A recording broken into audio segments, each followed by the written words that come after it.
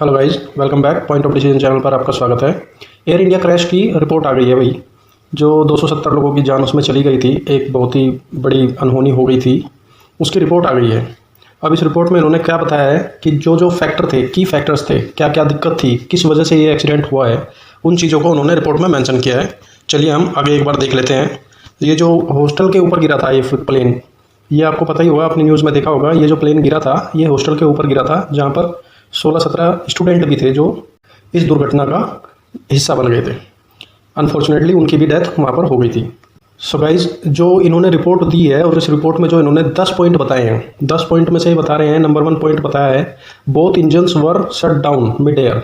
बीच हवा में ही, जैसे ही प्लेन ने टेक ऑफ किया हवा में, वो तुरंत ही दोनों के दोनों इंजन शट डाउन हो गए थे। Data show fuel cut off switch for both engines were moved from run to cut off. जो वहाँ पर एक स्विच होता है वो रन टू कट ऑफ हो गया था, वन आफ्टर द अदर, एक के बाद एक, जबकि वो होना चाहिए था कट ऑफ टू रन, जिससे कि फ्यूल सप्लाई चालू रहे। फ्यूल सप्लाई चालू रहेगी तो इंजन चलते रहेंगे, थ्रस्ट बनता रहेगा। This cause a complete loss of thrust just seconds after lift off. Plane ने टेक ऑफ किया और उन्होंने जैसे वहाँ पर दिख रहा था कि रन टू कट ऑफ हो गया है वहाँ पे स्विच, तो थ्रस्ट खत्म हो गया, क्योंकि इंजन को पावर सप्लाई, पेट्रोल सप्लाई नहीं हो रही थी।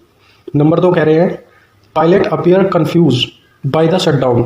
जो ब्लैक बॉक्स रिकवर हुआ है उसमें जो उनकी रिकॉर्डिंग सुनने को मिली है, उसमें वो जो पायलट थे आपस में बात कर रहे थे। पहले वाले पायलट ने उसको बोला दूसरे वाले को, why did you cut off? तो दूसरे वाले का रिप्लाई था, आई डिड नॉट, मैंने नहीं किया। वो या तो कोई सिस्टम फेलियर था या कोई टेक्निकल ग्लिच था जो अपने आप हो गया या गलती से हुआ। इसको अभी प्रॉपर रिपोर्ट के बाद ही पता चल पाएगा। ये अभी इनिशियल रिपोर्ट दी है इन्होंने।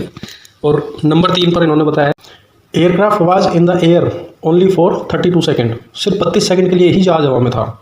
और जब एक ही कॉल, सिर्फ एक ही कॉल कैप्टन की तरफ से दी गई थी, मिड डे कॉल, जो करीब 5-7-10 सेकेंड के अंदर ही दे दी गई थी।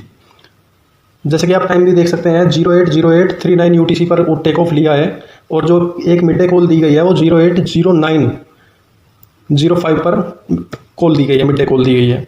और जब प्लेन क्रैश हो गया 08:09:11 पर, मतलब 30-32 सेकंड के अंदर ही सारा खेल हो गया था। वो जहाज़ को जो टाइम ही नहीं मिला, या कैप्टन को टाइम ही नहीं मिला कि वो कुछ एक्शन ले पाए या कुछ सोच पाए इस बारे में कि हो क्या रहा है, हुआ क्या है। नंबर 4 पर ये बोलते हैं, RAT deployed confirming total power loss. RAT ये होता है भाई रैम एयर टर्बाइन। ये एक तरह से एमरजेंसी डिवाइस है एक, जो जैसे कि भाई पावर इंजन, एमरजेंसी में पावर इंजन अपना काम प्रॉपर नहीं कर रहे हैं तो ये रैम को एक्टिवेट कर देते हैं, जिससे कि उनको थोड़ा टाइम मिल जाता है। रैम वहाँ पर एक्टिवेट दिख रहा है और वो दिखा है इनको CCTV फुटेज में। जब प्लेन ने टेक ऑफ लिया था तो CCTV लगे हुए हैं वहाँ पर, सभी एयरपोर्ट्स पर फुटेज मिल जाती है उनकी, लगे हुए हैं।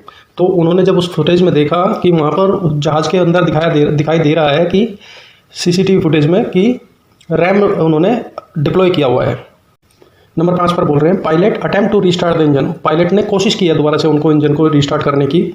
जैसे कि उन्होंने देखा था रन टू कट ऑफ हो रखा था, उन्होंने कट ऑफ टू रन किया। एक इंजन तो वापस से स्टार्ट हो भी रहा था, होने की कोशिश कर रहा था, लेकिन दूसरा इंजन बिल्कुल ही बंद हो चुका था। वो उसने कोई सपोर्ट नहीं दिया या वो स्टार्ट होने की हो ही नहीं रहा था। नंबर 6 पर ये बोल रहे हैं, thrust lever and data didn't match. Thrust lever और डाटा मैच नहीं कर रहे हैं आपस में। Thrust lever were found at idle in wreckage.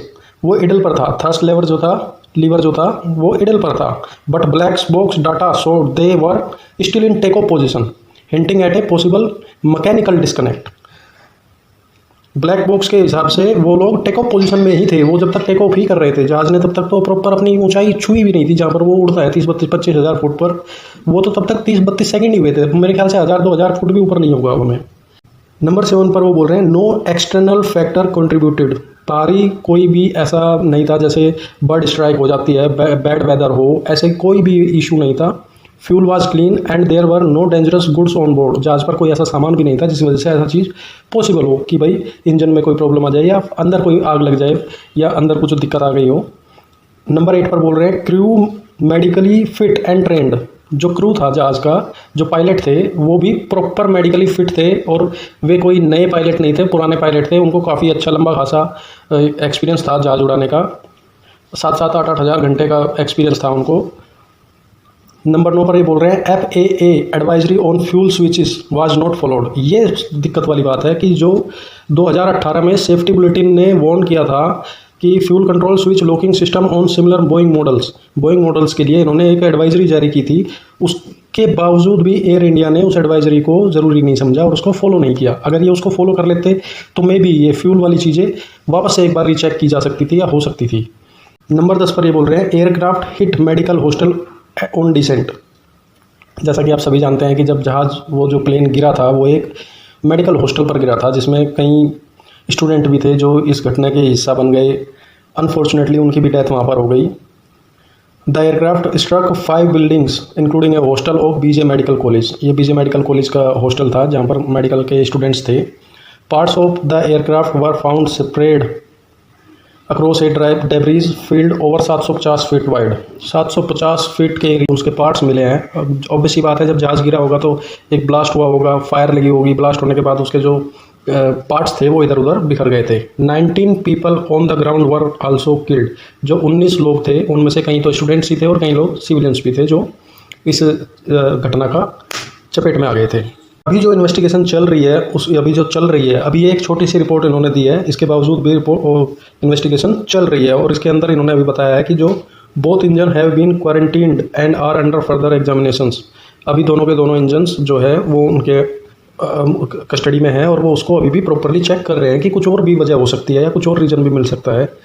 Postmortem analysis, witness statements and forensic testing are underway. अभी भी चल रही है ये सारी चीज़ें। जहाज़ के जो इंजन है उनका पोस्टमार्टम किया जा रहा है और सभी की स्टेटमेंट्स ली जा रही है।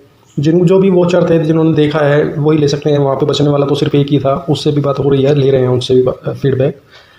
सो far no safety directive has been issued for Boeing 787 और GE इंजन। ये भी एक बात है सोचने वाली कि इतनी बड़ी एक दुर्घटना हो गई है, उसके बावजूद भी कोई सेफ्टी डायरेक्शंस नहीं दिए गए हैं बोइंग की तरफ से या GE इंजन्स की तरफ से कि आगे के लिए जो अभी आप और बोइंग प्लेन्स और हमारे जो इंजन्स ऑपरेटिव है या उनको आप चला रहे हैं उनके लिए उन्होंने कुछ ऐसा बताया नहीं है कि क्या सेफ्टी प्रोटेक्शन आपको ध्यान रखनी चाहिए या क्या प्रोटोकॉल आपको और देखना चाहिए कि कर सकते हैं जिससे कि फ्यूचर में ऐसी कोई दुर्घटना ना हो। So thank you guys. ऐसे ही लेटेस्ट अपडेट के लिए हमारे चैनल को सब्सक्राइब कर ले। Thank you.